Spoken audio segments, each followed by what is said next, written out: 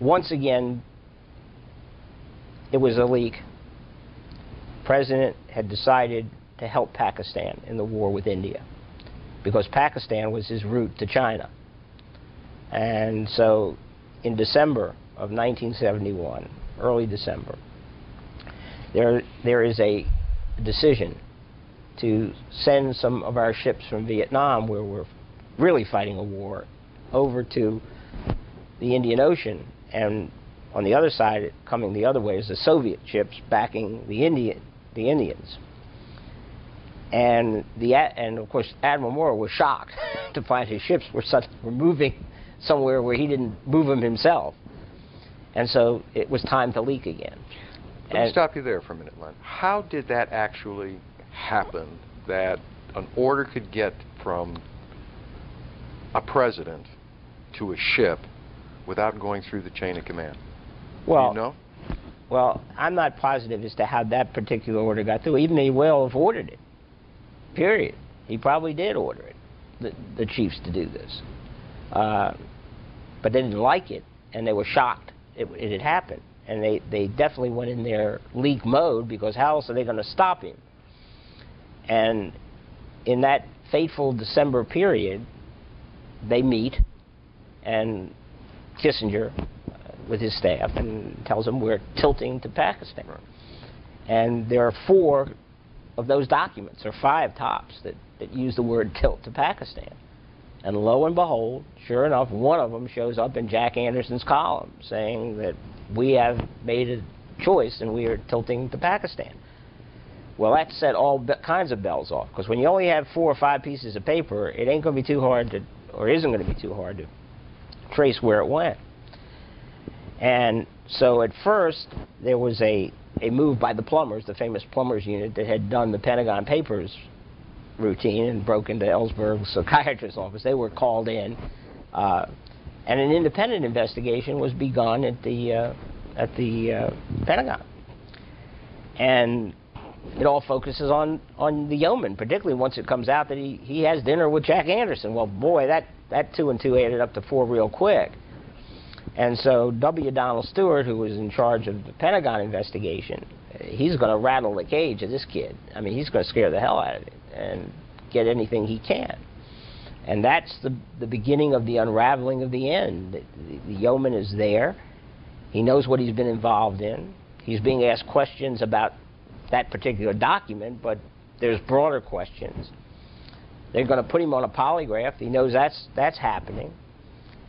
And then, in one of the strangest moves of all, he says, I have to call my boss before I say any more.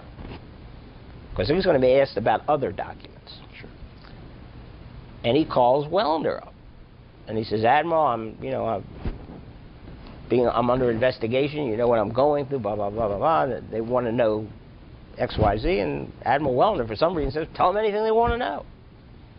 And he takes that as the signal to reveal what he's been doing. And he then spills his guts in great detail about what he's stolen and where he's been and so on.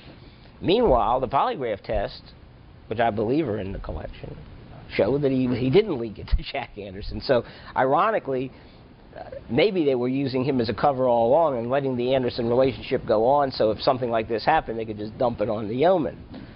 There's all kinds of tension now, because Wellender now becomes the target. And so once you move away from the yeoman, you've now made a huge jump. Now, the yeoman claims he was promised something in return for spying. He was going to be made the highest ranking non-commissioned officer, which I think was chief petty officer at the time. So he had a quid pro quo for his stealing. And this really brought the White House into it. Now the White House is in it. Now the plumbers are really in it, because now we're talking about the guy in the basement, who also, Wellender has an office over in the Pentagon, so he goes between the 2 places. Right. So he's going here, dealing with the yeoman, going back to the Pentagon, dealing with Moore.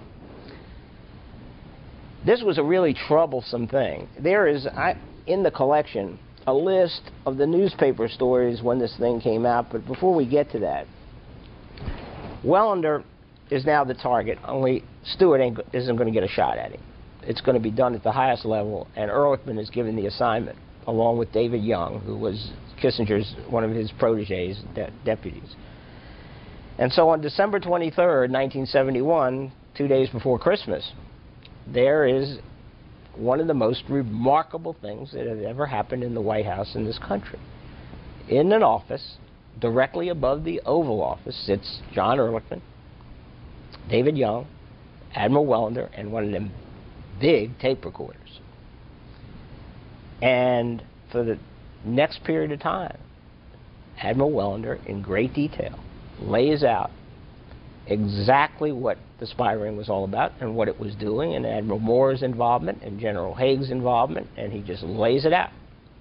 He's embarrassed. He's clearly upset. I mean, what would you be if you're in that situation? And so now we have a taped confession. Things had to be done fast. Here at the University of South Florida collection, we have this document. This is the document that was prepared that day. It was prepared so fast that if you look at it, you will see handwriting, because David Young had to go over it to be sure he got everything right. This document is still classified, top secret. You cannot get it out of the archives. You cannot go in and hear the tape. Once I obtained this document and understood that it happened, what we only imagined in movies, when Don Stewart says, I went home to my wife and said, this is 7 days in May, that's what they're describing here, 7 days in May. The military really reflecting in action what Admiral Zumwalt has already put in words that he felt necessary to tell us after he left office. That explains the motivation for what's in here. And here we're told about what was stolen where and who it went to and how it went from here to Wellender to Moore. So when you ask how do we know, right, we know because we have in hand the document that is still considered top secret. And as opposed to what's published in Silent Coup, which is a clean copy of this, you have the actual copy of this with the actual handwritten words of David Young. David Young. And so it's a remarkable document. We have no other proof of this ever happening before or since in our history. And it was momentous. It's 6 months before there's going to be a break-in at the Watergate. And the president immediately reacts to this when he's told what's in this tape recording, but he doesn't read it. His automatic decision is cover this up. We've got to cover this up. And so Ehrlichman is literally given the shutdown on it. Meanwhile, there's a suggestion that they play this tape for Haig and Kissinger. And so the next day, they play the tape for Haig and Kissinger. And Henry is just exploding all over the place. Haig is listening to this. Haig is hearing some things he doesn't really want to hear. And fortunately, nobody's really focused on the name Haig keep coming up. Well, there's one wonderful line in here about how Haig cut us in on their game plans. There's a lot of references to General Haig and his facilitating their operation. And that it was Haig who got the yeoman to go on the trips. So it's a very damning thing. And there's all kinds of things being said immediately. And so you get a document like this, which is in the collection, which Young immediately, on December 24th, shortly after the playing of the tape for Kissinger and Haig, and he's worried.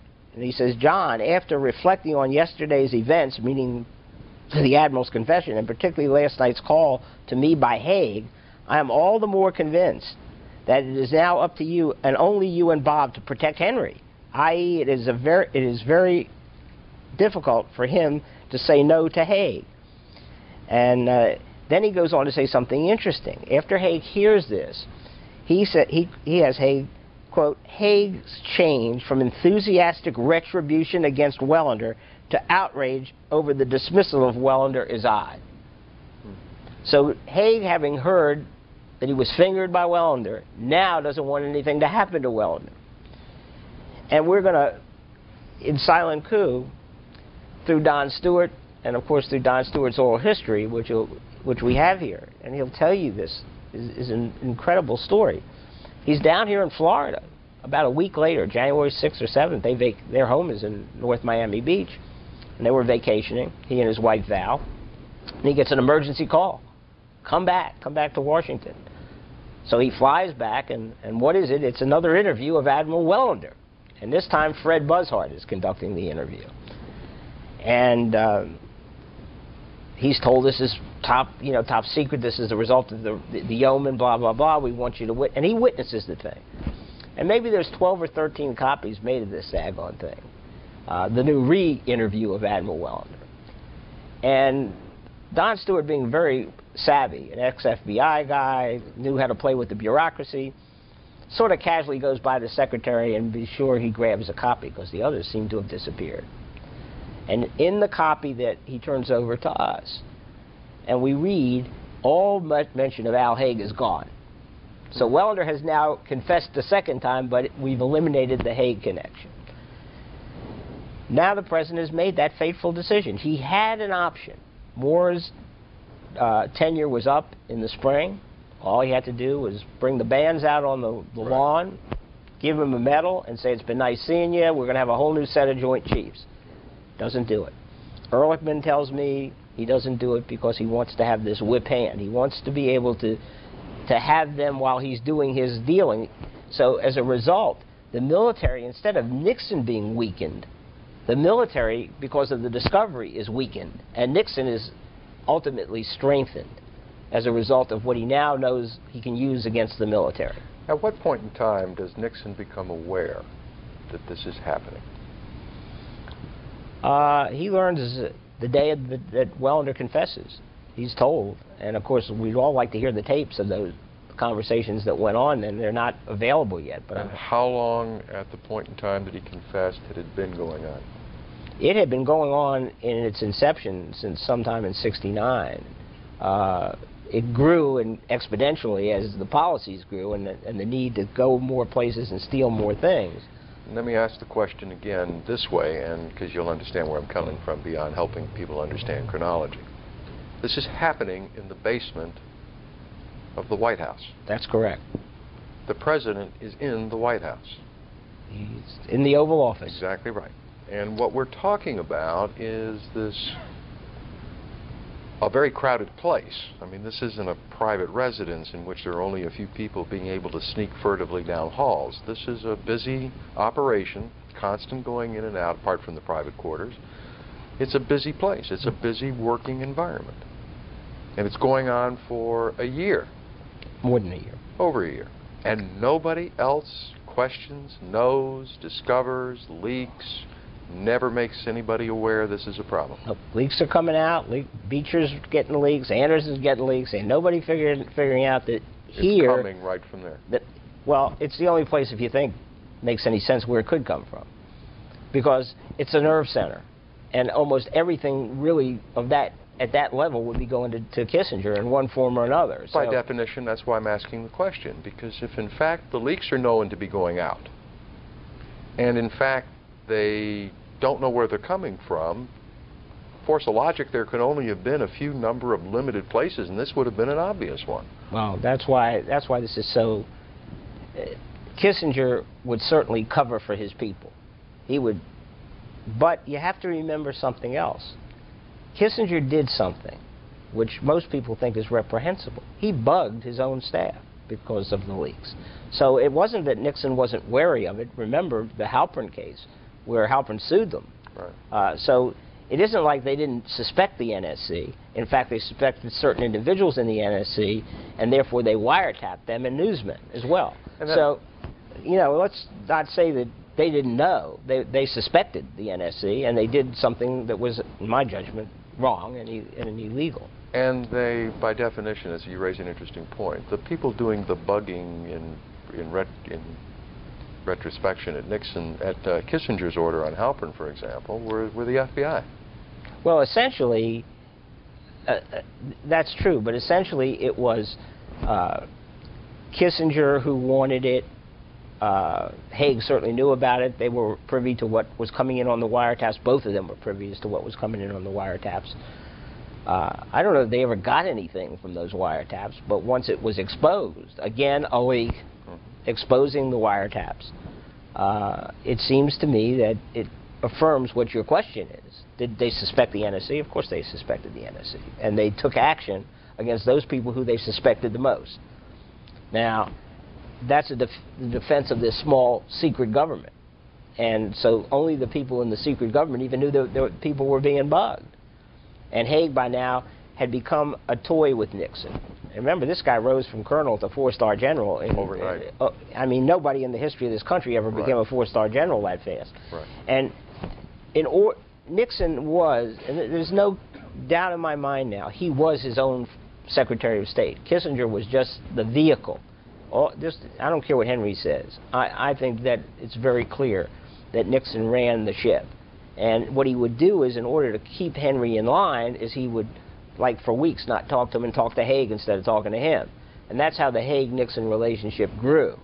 But of course, he doesn't know about what's on this tape. He only has had a report. Ehrlichman hasn't picked up on the fact that there's a significant Haig involvement. And so as a result, when all hell breaks loose later on, this is something they want to keep secret. Because this comes out, this raises all kinds of problems. And of course, as Bob Haldeman told me, had he read it at the time the way he read it many years later, he never would have recommended Haig be chief of staff. Sure. But the key to this is, whether we're talking about Admiral Wellender or we're talking about Mr. Moore, Admiral Moore, chairman of the Joint Chiefs, or we're talking about Alexander Haig, each one of them at one time or another employed Bob Woodward. Now, that's a fact. In one form or another, they had a relationship with the single most important journalist as it applies to the scandal that would follow. And if you look back and if you step back just a little bit on this and you think about it, a motive down the road. Before we get there, yeah. Let's back just a tad so that everybody understands where we've been and where we're going. And I think that's important here, Len. It is. That we do this in small steps if we can. But chronologically, it's important to note in that time frame, Woodward is in fact interacting with all three of these individuals. And I understand that, and we're going to go right on from there. But I just want to back up for a second so that everybody gets pieces filled in. What you did say earlier today is that the leaks that were coming out, and maybe we need to clarify that, the leaks that were used to try to slow down or divert the president from what his intended plan was, based on the information being extracted from a spy ring, leaks were going where? To the newspapers. To all newspapers. Not to all. They had Bill Beecher was a favorite of theirs. Yes, you mentioned two names. And they were primary. You mentioned two names, Bill Beecher and Jack Anderson. And we're not talking about Bob Woodward yet. No, because Bob Woodward at that time... That's what I'm looking to clarify. At its inception, Bob Woodward was Lieutenant Robert Upshur Woodward, who was at that time briefing both Admiral Moore and General Haig on the daily brief from the Pentagon. So this is a different Bob Woodward than we know today, the journalist Bob Woodward. It's not quite clear how he got there, but we know he did get there. And it's important. The importance of Woodward's relationship to these helps explain the later actions of a city reporter having sources at the highest level of government. This is a common sense issue. This is a common sense issue, and it's a nexus issue. Does it make sense that somebody who's been 9 months on the Metro section of the Washington Post has a source that high, and yet the relationship of him to these very high people who have that information? So you have a linkage, the information he gets from the information they have. Well, let's back up beyond common sense. Let's go back to the collection and historical evidence as opposed to common sense or conjecture, either one. What's in the collection that documents the relationship between Woodward as Navy briefer to Zumwalt, to Moore, to Wellender, and to Haig? I don't think the collection ties him to Zumwalt directly as it does to Wellender, Moore, and Haig. But what we do have is we have audio tapes of interviews we did with Woodward himself interviews we did with Admiral Moore on tape and on hard copy and so on, interviews we did with Melvin Laird on tape. And what they are telling us, and I think are very interesting to go through what they actually said. Admiral Moore tells us on the tape,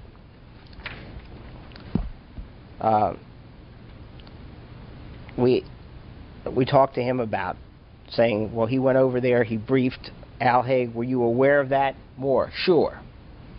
We asked him, you were? Of course. Well, why was he briefing Haig over there? We asked Admiral Moore. Because I was on the telephone with Haig 8 or 9 times a day about whatever was going on. The same thing with Kissinger, and the job of the people in the Pentagon was to keep the president informed. The president is commander-in-chief. Haig was simply the channel that they got into. It went from Haig to Kissinger to the president, so it's just normal. Well, what would Woodward's role have been in that?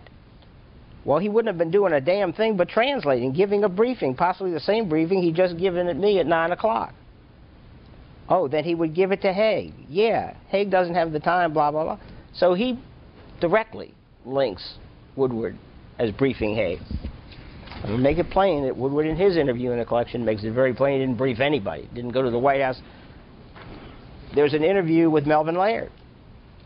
This is Bob Gellin's interview with Melvin Laird, as was that with Admiral Moore. We asked him about Moore Radford. We asked him about Bob Woodward. And he directly says, I knew he was briefing Alexander Haig. He was going to the White House. Woodward, interestingly enough, when we confronted him with the information we had, denied it, said he hadn't met Al Haig till 1973. Challenged us to find a single source that would say that he did brief Haig. We asked him about going to the White House. And he said, very infrequently, maybe to drop a package off. That is, and you can go through the Woodward interview in the collection and listen to what Bob has to say. It's certainly his version. One of the interviews that was very surprising to us was we interviewed Al Woodward, who was Bob's father. And in interviewing Bob's father, Bob Getlin was asking him about this extra year he spent, because to understand, Woodward could have gotten out a year earlier and not gone to the job at the Pentagon. Extra year in the Navy. The Navy. He stayed an extra year beyond his commitment to active duty. He could have gotten out after 4 years and then served reserve. He chose to stay the extra year. He has a cover story for that. The collection will show the cover story doesn't hold up as to why he stayed the extra year. But we asked his father about the extra year. And this is his father. He did his 4 years, and then they offered to keep him for another year. This is Al Woodward. Who did? They did. Al Woodward. The Navy did, yes. They asked him or they ordered him to stay. Well, it was offered to him to stay for another year. I guess it was considered to be somewhat of an honor, and he accepted it. Oh, I see. And then Al Woodward goes on. And of course, as you may or may not know, the assignment he had was in the basement of the White House. That's his father. We talk about sources, which is very important in understanding of Bob Woodward work, because he works so much from sources that he doesn't name. These are named sources. These are people on tape in the collection. Everybody who goes in and out of the White House, it's my understanding, every employee signs in and signs out. There's nobody unaware in the White House. That is not true. Not true. Not true. Not true. And John Ehrlichman explained it to me. It can, if the order comes from high on, not to have them sign, that they don't want the trail to go there. And so I take it as a matter of record that you looked to see if Bob Woodward had ever been in the basement of the White House for a year. We did. We tried to find pictures that Fred Maroon took. We looked for all kinds of things. We ended up having to rely on people who were there. Roger Morris, Tony Lake, who said they saw him come to the White House. So they saw him go in, and Morris said, I saw him go in and brief Al Haig. When Watergate broke, we all said to each other, isn't that the guy that used to come in to the White House? But in fact, there was no record. No, and from a journalistic point of view, having real live people in command telling you they did it, having Moore tell us, having, you know, the Washington Post literally told us that was the most important interview we did when they said we never interviewed Moore. But in this collection, people will around the world be able to hear what Admiral Moore has to say and make a judgment for themselves. We didn't even trust Moore. We went back twice. We went before we saw Woodward, after we interviewed Woodward, we went back and re-interviewed Moore to be sure he was going to say the same thing again, because if he wasn't, in light of Woodward's very strong denial, what I'm driving at is not personal about Bob Woodward. There was a cancer in the White House. The cancer was in the basement of the White House, and the president didn't see it as being terminal. He thought he could control the cancer. Certainly, our thinking is he didn't control the cancer. That these people felt, remember, what I read you from Zumwalt was written in 1976. So the passion with which these people felt, and I'm convinced, had we had a chance to talk to them where they weren't so defensive about the Wellender confession, I think we would have heard a rather reasoned explanation for the spy ring that even could be acceptable to some people if you believed the circumstances under which they acted. It almost is a patriot's position. We had to go against the Constitution because the president was going against the Constitution. And justifies the means. Absolutely. And you know what? I think I'd have listened. And I think we all ought to listen. This is a very serious matter because everything got turned on its head. And as Nixon got weaker and weaker and finally out the door and Ford replaces him and says, I'm going to continue the policies, well, they sure haven't done it there. So we have to wait till the Reagan years to see how they come in, and détente becomes the evil empire, SALT is no good anymore, ABM treaties go out the window. So they finally got a president they wanted, and a president who thought the way they thought.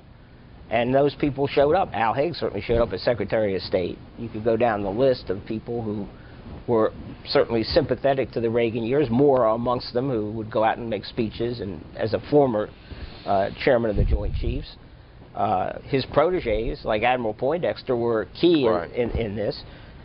You could just see it. And John Mitchell would tell me, being a former Navy man, being the commander of John Kennedy's PT-109, it was the Navy he knew. He said, Len, these are conservative people. These people really, it fit what he knew about the Navy. So it sort of dies with the burial that Nixon gives it. They send the yeoman off, and this just really pisses off Don Stewart. They send him out of town somewhere, and he doesn't lose his rank, and eventually the yeoman ends up getting his chief petty officer, and he's back on an atomic submarine in spite of his espionage background. So he came out of this all right in the end, and this is really upsetting. And the other guy in the mailroom, they whisked him out of town, and it was like it never happened until the Senate Watergate hearings. Then all of a sudden, out of nowhere, because there's a document laying around, Ehrlichman is asked a question, which would have led directly to the spy ring by the Watergate Committee. And he invokes executive privilege, because I can't talk about that. That's dead and buried. What's that have to do with Watergate anyway? And Howard Baker is just, what in the hell is going on here? What could this be? What could this big secret be? And so Dan Thomason and another reporter from the Chicago Tribune, Chicago Sun, are out there digging to find out what this is. And we're now in the summer of '74. And Baker's pushing. They're trying. You know, Don Stewart's called in. They put him under oath. They're trying to figure this out. What the heck is this all about? Meanwhile, you know who's mentioned in this big interview. He's now chief of staff, and so you're getting a real tug and pull from the White House. Interestingly enough, when Haig becomes chief of staff, the first moves that are made are rather interesting. Nixon had sent James Schlesinger to the CIA to tear it apart. He removed Helms finally after the election and sent him off to Iran, I think. And he insert Schlesinger, who's not one of the boys, and said, go out there and tear that place apart. He's only there 4 months when Haig ascends to his chief of staff's role. And it's truly amazing at this point, because we're now in 1973, around May, June of '73, and suddenly Schlesinger is going to be out as CIA director, and we're going to put Colby in, who was one of the guys Nixon, what's going on here? We move, Schlesinger gets the prestigious Secretary of Defense job, and Mel Laird, who Nixon doesn't like, is brought into the White House along with, guess who? Fred Buzzard, the other guy who knows about the spy ring. It becomes clear to us, whether it's correct or not, a conclusion we drew was by taking them in and putting them in the White House, they now had all the knowledgeable people about the spy ring under executive privilege. So nobody could talk. And of course, in the end, they try to prosecute Don Stewart because they're afraid he's going to talk to the Watergate Committee. And they try to accuse him of blackmailing the President of the United States. But who's the guy accusing him? Al Haig is the one who goes in the paper and says Stewart's blackmailing the President. Okay, let's tick down the list of who has admitted, confessed, interviewed with you and said, I agree. Who says it exists and who says it doesn't exist? The most important person who says it exists is Admiral Wellender on that tape. Okay. That confirms the worst fear. He has now put the players in. He's now told what they did. He's apologizing while he's doing it. But that is the firmest piece of evidence you're ever going to get. Right. Well, you also have Yeoman Radford describing how he did it. We're going to have Yeoman Radford is there in both his testimonies and in his interviews with us. And you have Melvin Laird and Admiral Moore both at least agreeing that Woodward was in the Pentagon during this period of time and had relationships. No, Moore went further than that. Further. Moore, as I read you, said, I sent him to brief Al Haig. And he was probably giving him the same brief he gave me at 9 o'clock in the morning. So that ties Woodward to two people that Wellender specifically mentions as facilitating the spy ring.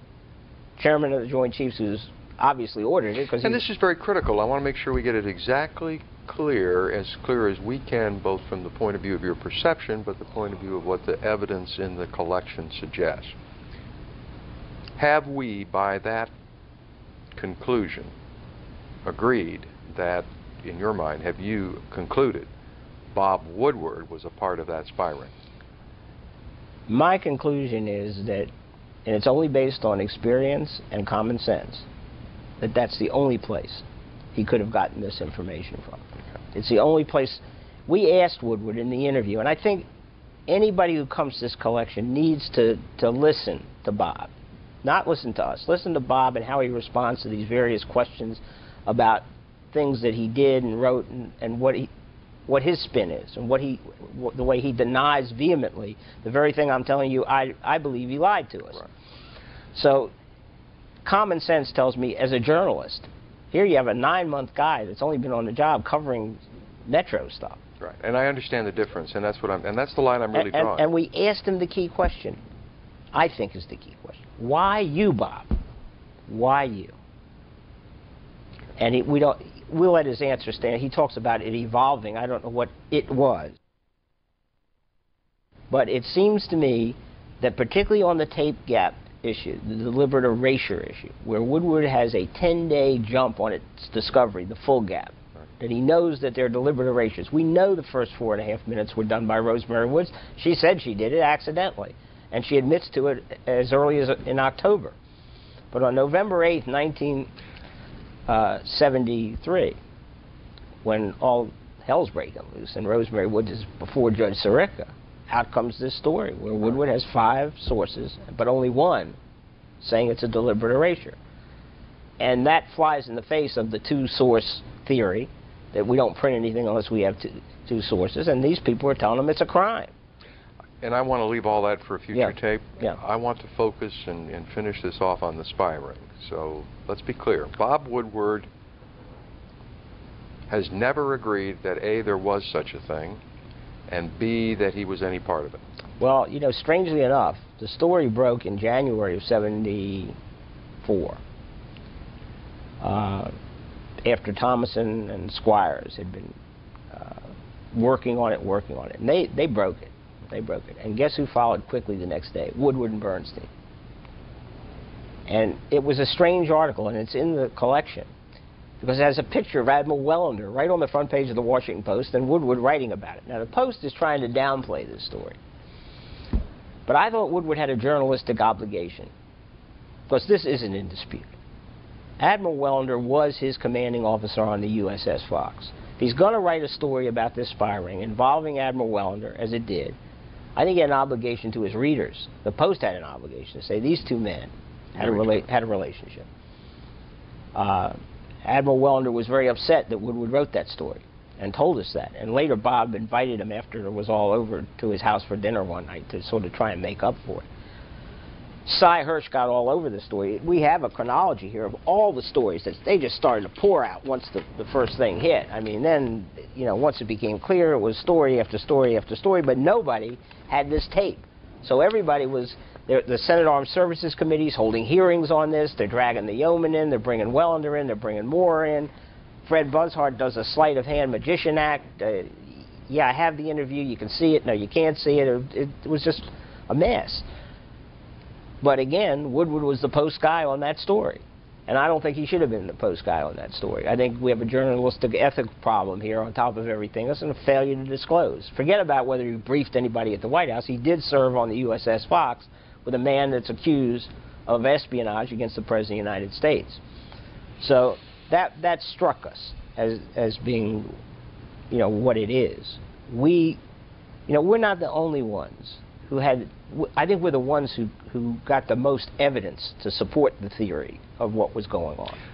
But the reason I'm pressing this, and I think we need to make it clear to your reader, that when you and I first met, and I had read your book, Silent Coup, and you asked me what was the silent coup, and I blew it as a reason. It is, in fact, this issue of the secret government and the spy ring. And the reaction. And the reaction that is, in fact, what you meant by the title. Yeah, this is a problem. Silent Coup. Many people think we're talking about John Dean. We're right, not talking, and it's not. It's not John Dean. John Dean has nothing to do with what's going on over here. John Dean had his own game problems, his own... And we'll do all that later in more interviews. But I think that's where I want to focus here for a bit and try to understand, because it is a very significant issue. Let me... who literally was a part and who literally was not a part of this silent coup. Let me go back to the guy who was in the room when this tape was made, David Young. And David Young has been quoted. What are you reading from then? I'm reading from Secret Agenda by Jim Hogan. Thank you. And we did interview David Young. David Young was very supportive of the silent coup effort. And he says, we have Chief Plummer David Young's word, for example, that the Moore-Radford spy ring is of particular importance in understanding the Watergate affair. So what we have is David Young saying, in order to understand Watergate, you got to understand Moore-Radford. Now, he's never talked, and he's never written about it, and he's never opened his mouth except to link the two events together, which I think is very significant. I think if that's true, if in the mind of the guy who was there, then that's all we're doing here, is linking these two events, to understand that one brought on the other, and that which came first, the chicken or the egg, isn't really the issue here. I mean, we've got Nixon immediately doing something upon taking office. We have a reaction to it, a reaction to a reaction to a reaction, and now we have the need to cover it up. And in the collection, there also be phone calls from the White House to Melvin Laird telling him how to cover it up. I mean, Richard Nixon at one point wanted to have claim that the yeoman and Anderson had a homosexual affair, and Laird said, "Oh, that'll never fly," you know. Or where did that come from? And Ehrlichman says, "Oh, the president." So, but we're not the only ones. Bruce Hershenson, who's out in California, who's run for office out there as a senator talk show host. This is what he says: "We witnessed an attempt to coup d'etat of the U.S. government through the well-measured steps by a non-elected coalition of power groups." Now that's Young, that's Hershenson. It appears to me that the spy ring is at you can galvanize around the spy ring. There's other things going on. I don't want to minimize, and we shouldn't minimize, that while this is going on, particularly in this time frame and chronologically, the Central Intelligence Agency, still under Helms's control. As we learned from Gordon Liddy, of all people, Gordon Liddy just nonchalantly tells us in his book that the gemstone charts, which would be shown to Mitchell just a scant month after the spy ring is uncovered, were made at the Central Intelligence Agency. So at least, unless they don't know how to spy and they don't know how to get intelligence to the top, which seems highly unlikely, they knew that John Mitchell was going to see, through Hunt and through the guy who made the charts up, that felonies were going to be committed in the next election by the President of the United States campaign.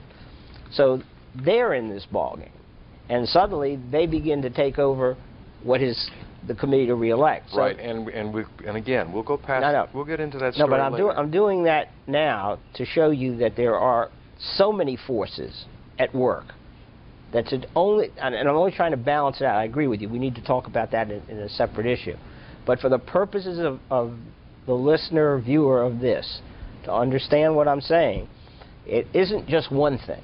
Right. What Nixon set in motion was incredible. It almost defies logic.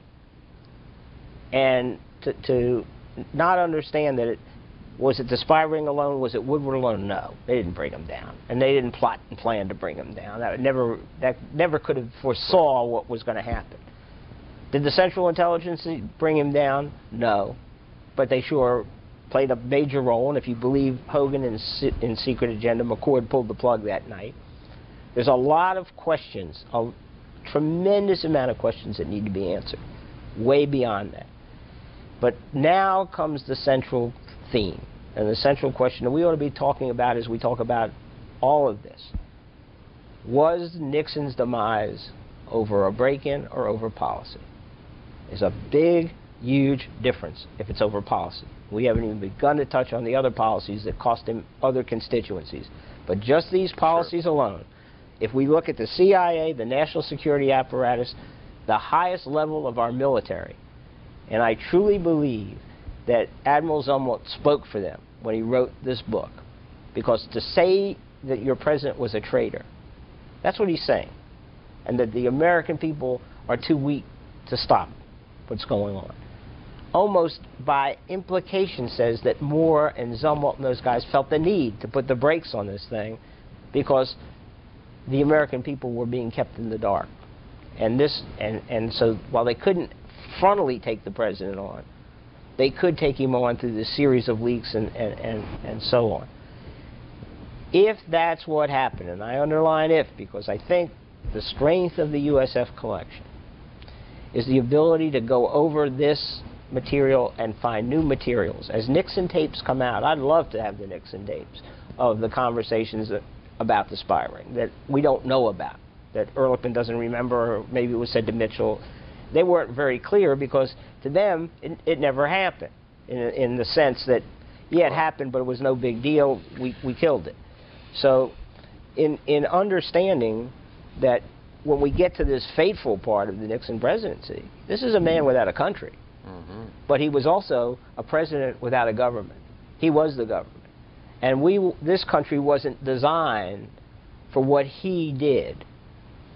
And that's a real, he's as close to a dictator, a benign dictator, as we've had in the history of this country.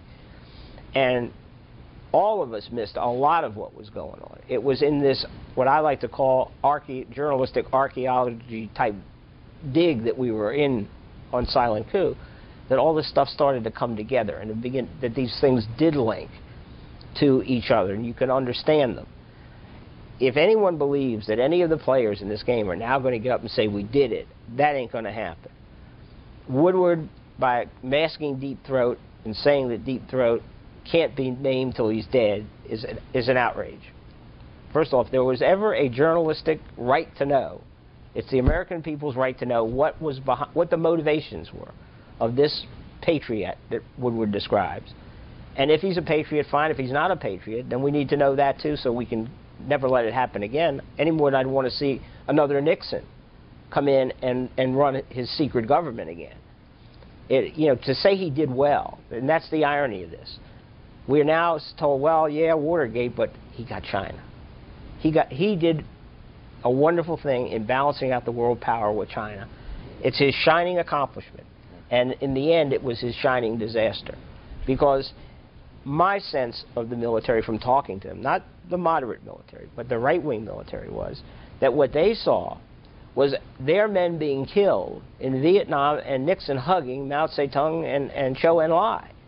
Well, that's what we're over there. That's why we're fighting. That's why we're helping the North Vietnamese, the South Vietnamese, because the Chinese are expanding their power. So how do you explain to Admiral Moore and Admiral Zumwalt and Bob Woodward? Because Bob Woodward comes from a very conservative family. His wife, who we interviewed too, and she's in the collection. This is a real odd collection. He and his wife, Kathleen, who's a professor at the University of Wisconsin. She was in Students for a Democratic Society, and he's over here in right-wing land.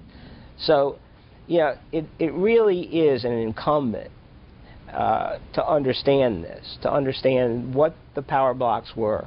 The spy ring, certainly, now that it's established, and it's really important that it's here at South Florida, because in Silent Coup, it's a clean copy.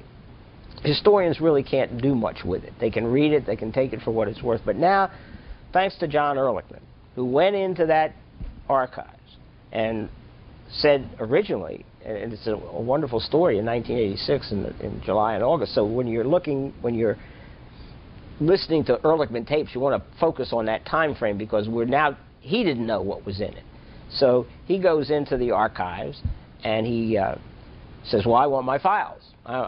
He has a letter from President Nixon, which allows him access to his files, but it was for the book Witness to Power, which had already been published. He walks in and they buy the letter, and they let him back in his files, even though the letter was only intended for Witness to Power, which had already been published. He goes in and he says he wants to hear the tape. So they bring him the tape recording, and he's listening to the tape recording, and one of the archivists comes up to him and says, John, wow, here's the transcript. Why don't you read along with it? Well, now John says, I want to take the transcript. So he not only got that transcript and the secret JDEI's only thing on Haig, but he also got his phone calls that were taped between him and Laird trying to cover the thing up, and he came out after a fight. They had a big fight in the archives, and they came down on his side that it was his. So he walked out of there with this top secret document. He gave it to me. Now, the journalist in me wanted to publish it once, but the other part of me said, no, this is the bait that will bring us a lot more if we don't publish it till we publish the book. If we just, there's always a tendency, if you get a magazine piece out first, it's going to help the sale of the book. This was the bait. So when I interview Admiral Moore and he's denying it ever happened, I said, well, gee, Admiral, let me read you from Admiral Wellender's confession. And, of course, he stumbles and mumbles at that point, because now he's got a problem. I've got what everybody never had before.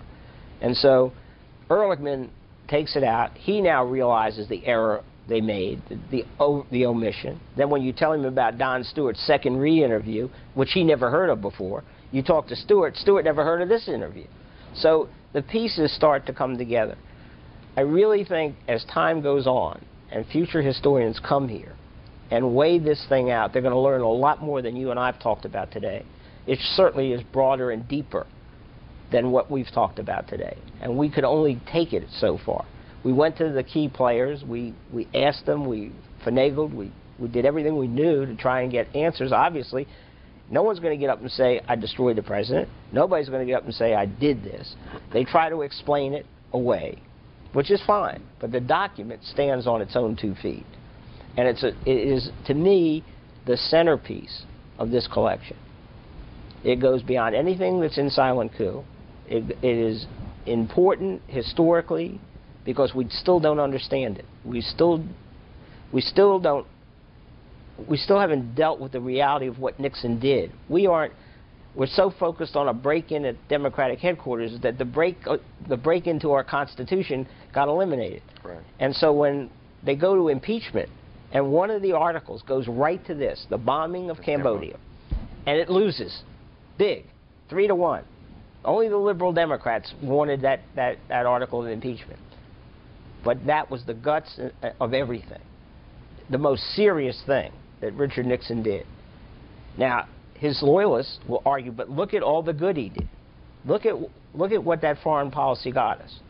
It got us all these 5 wonderful things, but it did it at a real cost to the Constitution of this country, and a real cost to the institutions. And a real cost to Richard Nixon. Except Nixon would have gotten away with it, but for some break-in at the Democratic headquarters. Right. But he's being blamed for the wrong thing. He didn't order that. He did order the secret government. He did write those DDS orders that made it what it was when he came in. So he knew what he was doing there, and he clearly understood. And it may have been, I'm sure he would, if he were here today, he'd probably argue, well, Len, you know what the bureaucracy's like. What was I supposed to do? I was, commander-in-chief, but I couldn't move these people. They're entrenched. So all I did was implement my policies around these people. Right. Now, maybe there's a lesson that we can all learn from that, but I don't know how you do that out here at USF. But the fact of the matter is, it's important to understand that he thought that. And that his frustrations came out because he had a global plan. And the American people liked what he did. That's the other thing. They could have thrown him out in '72. Sure, but they didn't. And they elected him overwhelmingly. Right, in the widest margin at that point in time. And so as we reflect, and as people come to this collection, and I hope view this, because I think this was really an important discussion we've had, because it tends to narrow the scope. And when you narrow the scope and you're not into all the other stuff that goes on in Silent Coup and in the collection, and focus on those first years with Mitchell's conversation, first years with Ehrlichman, we talked about how I use those as control. I'd always try and ask each one the same question, send them the same information, get their reactions, no matter how different or disparate they were. Remember, these guys didn't even like each other in the secret government. Mitchell didn't trust Ehrlichman, Ehrlichman didn't trust Mitchell. You had a lot of that going on. So, as we look at this collection, realizing we have something so unique, and it isn't fiction, and it isn't a movie, it's the real thing, and it really happened. And so, hopefully, as people begin to explore the secret government, as Cy Hirsch did, as we did to some extent in Silent Coup, and begin to understand the ripples that it sent all throughout both the Congress, the institutions, even got to the courts even. And there will be, even in Watergate, there's a document here which is Leon Jaworski. It got called to Jaworski's attention, and there's a document in here between Jaworski on his stationery, in which Jaworski is talking about War Radford and about Haig, telling him that this is really top secret. Yeoman used by secretary by secrecy by Haig with tremendously sensitive things, and he goes on and on why they shouldn't. So Haig had been to him, and he wrote the notes of that conversation and Buzzard, and so it was alive and well and kicking when the president left office, and now the one it could hurt the most was General Haig, and so we get into that thing with Becker and trying to suppress the tapes. One of the archivists told John Ehrlichman and told me that, who had listened to all the tapes, said that when all the tapes are out, General Haig will be seen as the biggest villain of the lot. And Ehrlichman reported that to me, and then I later talked to the person and said, yes, that's what the tapes are going to show. But they were scared to death that this would come out. And I think it was more a case of Haig playing both sides, which I think he played very well. And I think you'll never hear him say, I did it. In fact, he's denied it, and I expect him to deny it. What you can't deny is what's on that transcript. What you can't deny is what is in that re-interview. I mean, in the re-interviews, worse for Moore. When you read the re-interview, Admiral Moore did everything, and Haig is missing. So I think we really zeroed in. The coup comes from this milieu in Silent Coup. Right. But it's, as we will see in further tapes, in oral histories, we will explore the other enemies of Richard Nixon and how they played a role. Everybody that talks about this wants to think they all acted in sync, that they sort of got together and did this. I don't get that sense.